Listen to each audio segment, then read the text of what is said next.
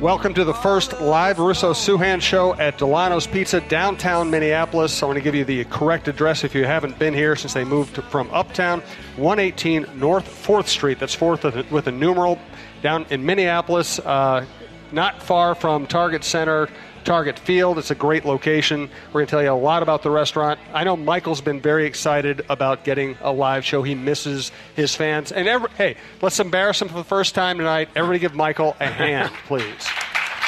The first this is it's my dream doing a show with Vicky, just eye contact 3 feet in front of me. This is just going to be wonderful. Do this twice a month for the rest of my life. The good thing is you have Clyde as a bouncer, though. I was talking to Vicky and Clyde and Luke here, and I had this annoying voice like over my head in the speaker, and it kept on turning around like, what is that? Yeah, whose voice could be that annoying? And then it turned out it was mine. Yeah. So, Brandon was playing an old podcast, and I have new respect for a lot of people that listen to this show that have to listen to this whiny voice every single week. I'm amazed people listen to the show because I certainly don't. Yeah, that's a good point. Yeah, good luck.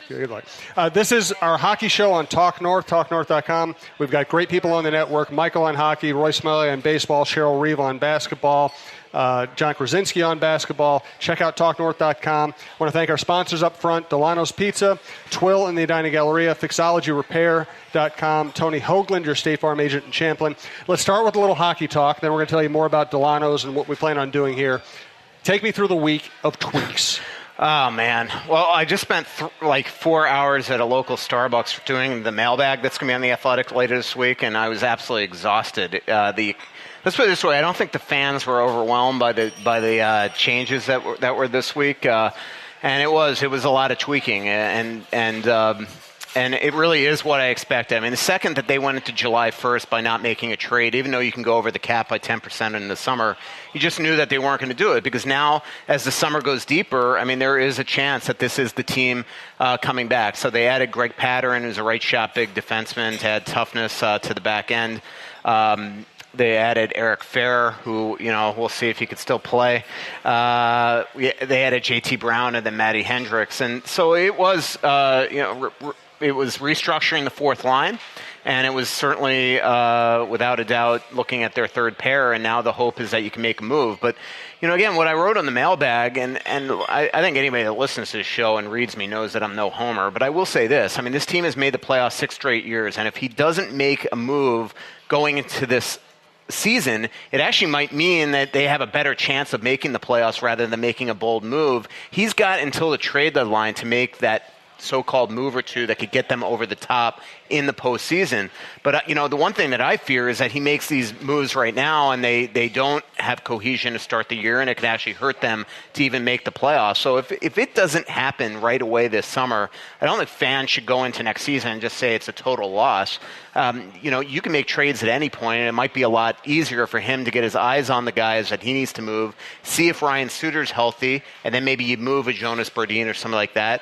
Rather than going into this season with a lot of information. I mean, without a lot of information. Even the other night the other day on July 1st, when he talked about the 3-year deal that they gave to Nick Seeler, which I think is a real team-friendly move, he didn't seem very overwhelmed with it. And it's because he has no clue who Nick Seeler is. So I actually think it might behoove him to go into this season, if he can't make a trade now, to actually get his eyes on the guys before he goes and makes an earth-shattering move. I don't think there's a lot of value for some of the players that he wants to move right now, so I don't think you just make a trade to make a trade. He's continuing to try, and we'll see if he's able to get it done. If you're here for the show, we appreciate it. Dulono's appreciates it. To give the lineup up here, Brandon Morton, our longtime producer. I'm Jim Souhan from the Star Tribune. He's Michael Russo from The Athletic. We will be doing live questions and giving away some stuff later. Tell you quickly about Dulono's. Michael, you've eaten here before. You've hung out here.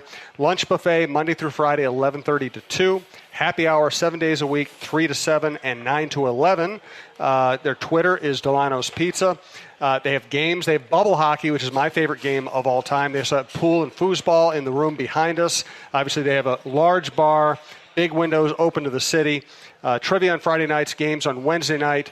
And again, 118 North 4th Street. I remember, Michael, covering This Is How Old I Am. How come I start so many sentences with This Is How Old I Am? 1991. That's why I hang out with you. You're one of the rare people that's older. God, I wish I had a comeback for that, but I don't. So 1991, I'm covering the Super Bowl for the Star Tribune. That's the Minneapolis Super Bowl. And all my buddies from L.A. came in town, and they were like, we got to go to Dulono's Pizza. And that was in Uptown. It was kind of a hangout, And I took them there. We heard bluegrass music, and I realized that it was kind of a hipster hangout that was famous across the country. Well, times changed. Now they've moved that location to downtown Minneapolis, and I think people should show up here. 60th anniversary this year, I believe, right? Wow. As well. Mine or theirs? Both. Yeah. What other pending news do you want to get to with the Wild? Thursday, my guess is that Zucker and Dembo will file for arbitration. That's just a procedural thing, a formality, just to kind of protect their rights. No risk not to. And I will say that puts a lot of leverage, at least with Zucker, on him, because all of a sudden, the only thing that Zucker could get in arbitration is a one-year award, and there's no way the Wild are going to let him play on a one-year deal. So that almost guarantees him that he's going to get some sort of long-term extension, because the Wild, again, he could become an unrestricted free agent next year. So they're not going to. Not only would he get a one-year award in arbitration, but the Wild wouldn't even be able to negotiate a new deal with him until January. So he'll file for arb. I almost would think 100% on Thursday, and that should put a little pressure on the Wild to get something done. And as we all know, every time these guys file for arbitration, a deal is settled at some point. Both Granlund and Niederreiter filed for arb last year, if I remember correctly. And again, that's just to protect their rights to eventually get the eventual contract. Is Fenton going to be the kind of guy that players like? I don't. What? I won. I was the first to make Michael really uncomfortable. I don't know. He's not. He does. Can we start this whole podcast? We're not over? starting this over.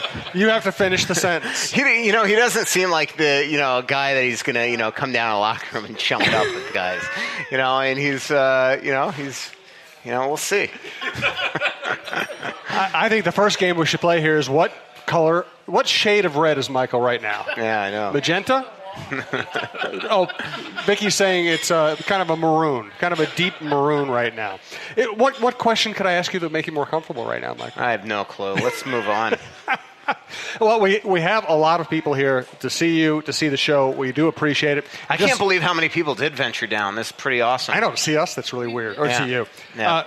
Just to let you know, we have some of the newer hats, a few of the new T-shirts. Unfortunately, we're out of XL. And then a relic. But we moved recently, and this is like 3 podcasts. Do you all remember this? Yeah. These were made up for us by Russo Slacks. Right? Yeah. And they are really old school. They have the Nick Henry LTFP. You know what that means.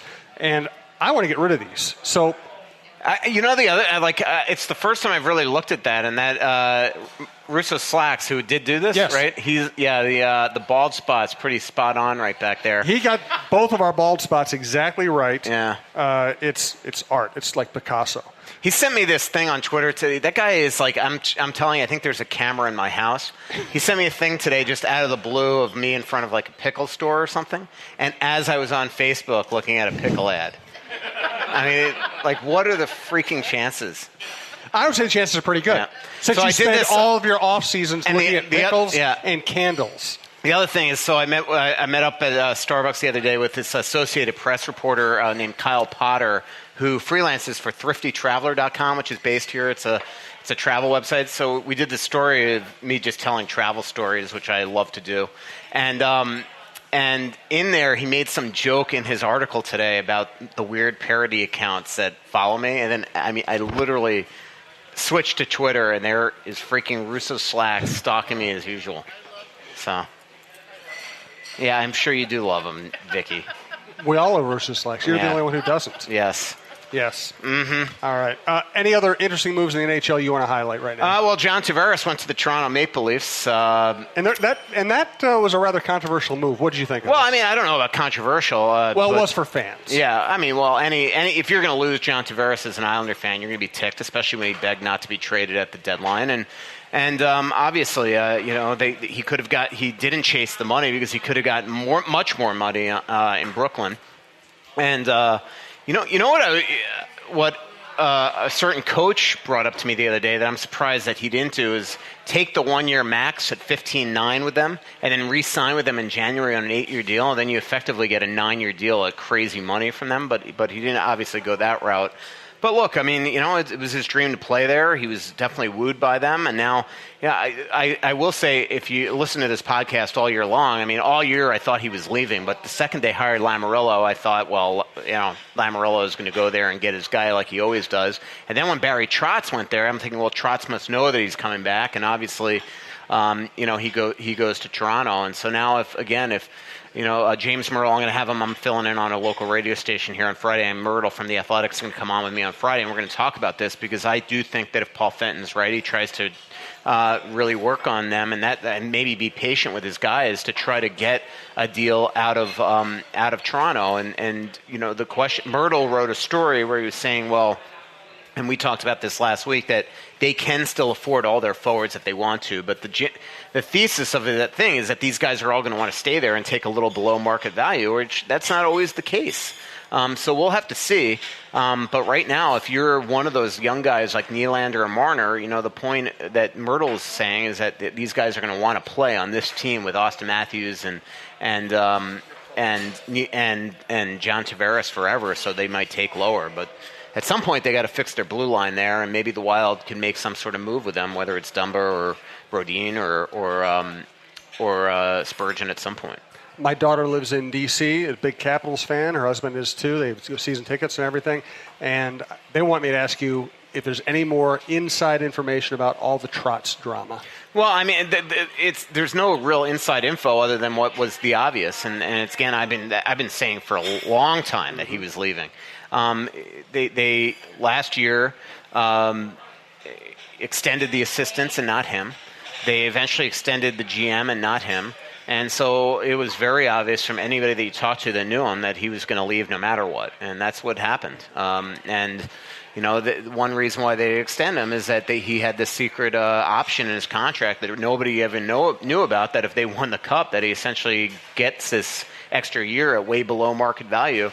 And I could tell you that his agent will never, who's Boudreau's agent, will never put that in a contract again, because as we've seen in the last 3 years since he signed that contract, the market for coaches with Stanley Cup winning experience has absolutely skyrocketed to way above that market, and he was going to leave.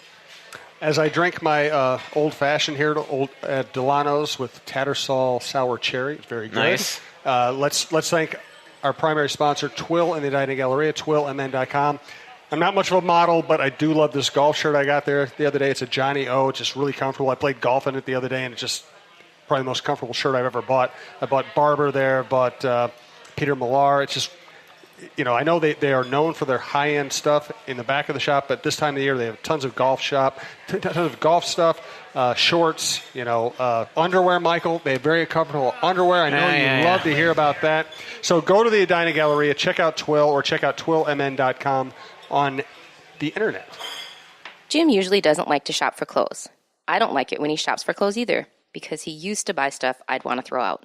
That's why I'm so glad he's found Twill in the Edina Galleria. He likes shopping there because of the comfortable environment and the friendly staff. He finds clothes that actually fit him properly and are high-quality brands that will look great for years, whether he's golfing or working. Our favorites so far are Peter Millar, Johnny O, and Barber. We spend our money at Twill because we love the clothes, and we love the no-pressure shopping. Drop by Twill in the Edina Galleria for the best shopping experience and best clothes you'll find in the Twin Cities. I had to go there. Anything that makes him uncomfortable. Do you have anything you want to offer to make him uncomfortable right now? You have some? Actually, since we have so many people here, let's go to live questions. Brandon, we have a mic for that. Beautiful. Who wants the first live question from Michael? Vicky. How about my editor editing right now? Is that what you're doing? He's probably editing you as we speak. Ken, would you mind passing the mic down? Unless you have a question, you want to go first? Dan. You want to go first? You go first. So